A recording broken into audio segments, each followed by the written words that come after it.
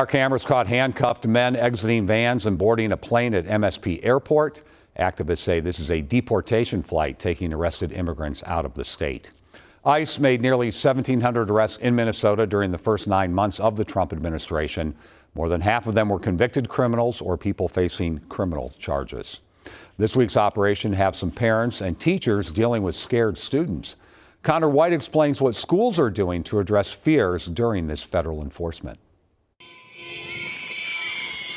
Armed with whistles, making as much noise as possible, this community response group chases what they believe are ICE vehicles operating in Minneapolis on Thursday. Them just seeing us scares them. Emily Phillips and Marie Parcell organize with these kinds of groups, patrolling near public schools in South Minneapolis Friday afternoon. Hearing a lot, both from parents and teachers, that they want a lot more community presence. They say some students of color are afraid following President Trump's attacks on Somali Minnesotans, launching a federal immigration operation this week. Jen Newberg, a parent at Roosevelt High School, says she's been keeping watch at dismissal for the past 3 days, ready to record and make this kind of noise if she spots ICE activity. I feel that my presence as a neighbor is important, and I want kids to feel safe. Here in St. Louis Park, the superintendent is acknowledging reported ICE sightings. In an email sent out to families on Thursday, she says while they didn't have evidence that ICE were actually anywhere near school grounds, they did increase supervision out of an abundance of caution to make sure students got home safely. My immediate feeling when I heard that ICE was present near Aquila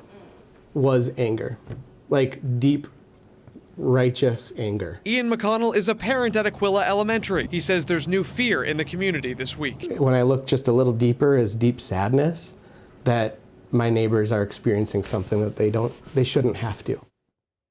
In that message from the St. Louis Park superintendent, she says the safest place for children is in the classroom. She says that if ICE were to show up, the only legal paperwork that would compel St. Louis Park Public Schools to act is a judicial order signed by a judge. Without that, we will not confirm the enrollment or attendance of any specific student or students. Now, Frank, we've reached out to ICE for clarification on their operations near schools this week. We have yet to hear back. Okay.